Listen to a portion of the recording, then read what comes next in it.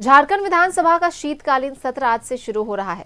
11 दिसंबर तक चलने वाले इस सत्र के पहले दिन राज्यपाल द्वारा सत्रावधि में जारी अध्यादेशों की प्रमाणीकृत प्रतियां सदन के पटल पर रखी जाएंगी। वहीं शोक प्रस्ताव भी पेश किए जाएंगे।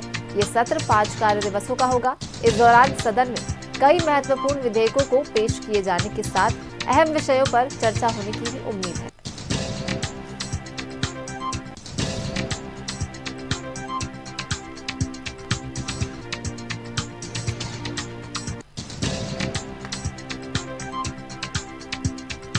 झारखंड विधानसभा का आज से शीतकालीन सत्र शुरू हो रहा है। पहले दिन पटल पर रखी जाएगी सत्रावधि के दौरान जारी अध्यादेशों की प्रतियां। 8 दिसंबर को दूसरा अनुपूरक बजट पेश होगा। इस दौरान सदन में कई महत्वपूर्ण विधेयकों को पेश किए जाने के साथ अहम विषयों पर चर्चा होने की भी उम्मीद है। ये शीतकालीन सत्र 5 कार्य दिवसों का होगा। इस शीतकालीन सत्र के पहले दिन राज्यपाल द्वारा सत्रावधि में जारी अध्यादेशों की प्रमाणीकृत प्रतियां सदन के पटल पर रखी जाएंगी। वहीं शोक प्रस्ताव भी पेश किए जाएंगे।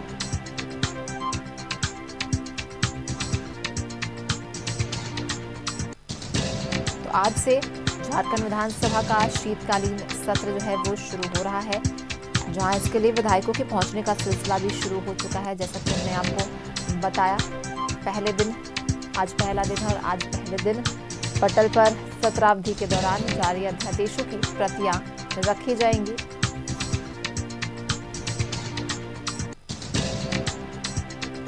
सत्र में हंगामे के भी आसार देखने को मिल सकते हैं। 5 कार्य दिवस का ये पूरा सत्र जो है चलेगा। कई अहम विषयों पर चर्चा होने की उम्मीद है। 8 दिसंबर को द्वितीय अनुपूरक बजट पेश किया जाएगा।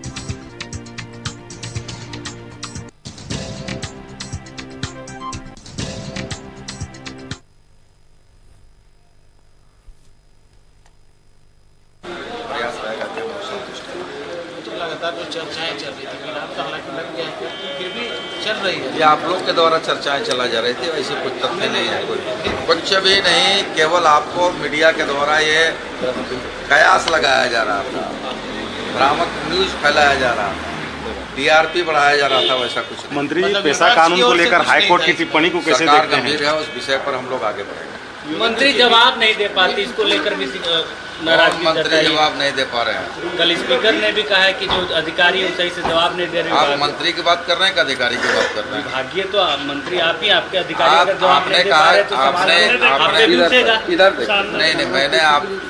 मैंने इस विषय को पूर्व में भी कह रहा हूँ और आज भी कह रहा हूँ। हम लोग हर समय संतुष्ट करने का प्रयास करते हैं, बशर्ते कि विपक्ष संतुष्ट होना चाहिए। दिल्ली तक अब सदन में आप किस रूप में सदन को देख रहे हैं? सदन राजहित में है, सदन आहूत होता है राजहित और राज्य की जन समस्याओं को समाधान करने के लिए होता है। हम लोग चर्चा परिचर्चा पर मत जाइए।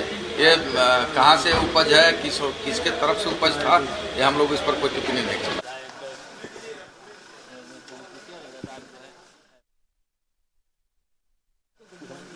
संस्थानों पर जिस तरीके से आपने विधेयक पास किया था, राजभवन ने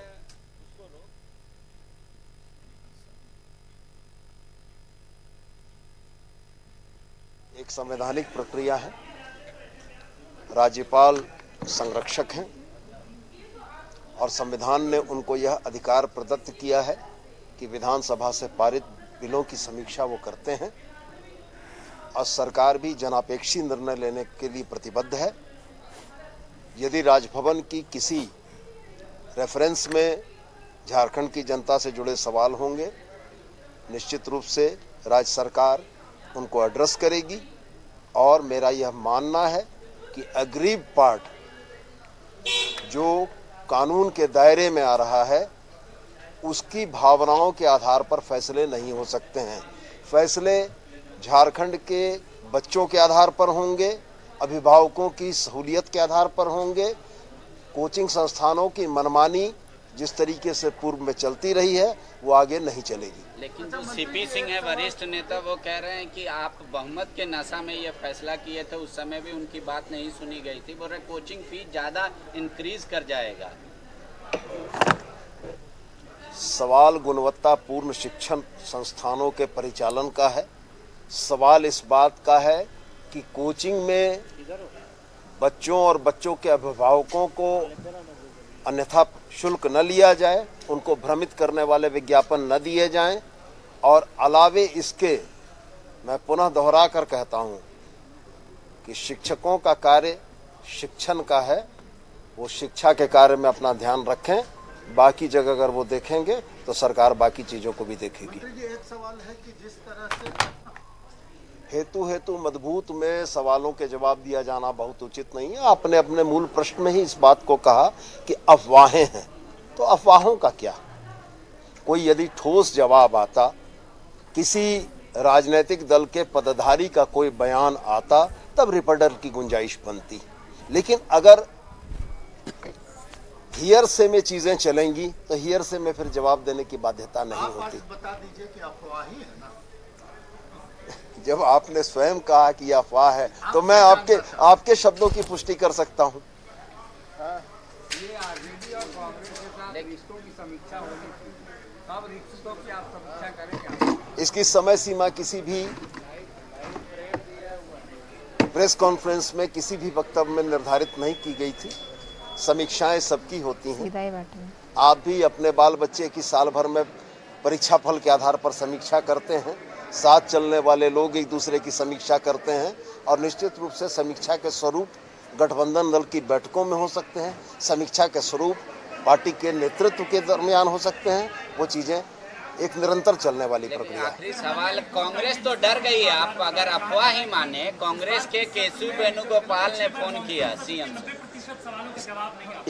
इसके बाद देखिए कि सहयोगी दल की मनोभावना क्या है वो आपके सामने व्यक्त होती होगी। हम तो गठबंधन धर्म का पालन करने वाले लोग हैं। अपने गठबंधन में चाहे वो लेफ्ट पार्टियों का हिस्सा मात्र 2 सीटों का हो, हम उनको भी पूरे सम्मान के साथ रखते हैं, और हम ये मानते हैं कि उनकी सहभागिता इस सरकार को चलाने में है, वो हमारे सहयोगी हैं। प्रभात खबर में छपी रिपोर्ट को बहुत तथ्यात्मक नहीं मानूंगा। अगर विधानसभा का सभा सचिवालय इस बात की पुष्टि करता है तो ये गंभीर विषय है, लेकिन मेरा ये मानना है कि बिजनेस ऑफ हाउस चलाने की जितनी जवाबदेही सत्ता पक्ष की, उतनी जवाबदेही विपक्ष की भी है। अगर हाउस ऑर्डर में नहीं रहेगा तो सवालों के जवाब नहीं आएंगे।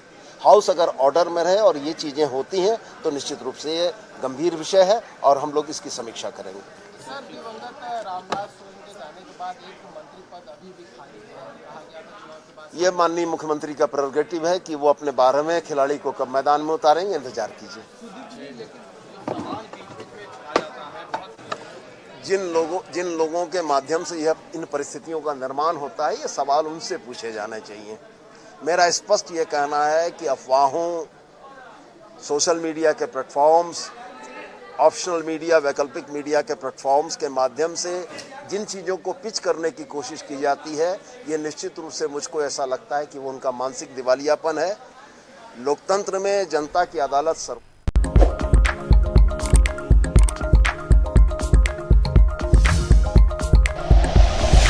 Like and share videos, subscribe करें हमारा चैनल और प्रेस करें बेल आइकॉन। न्यूज़ 11 भारत, सच है तो दिखेगा।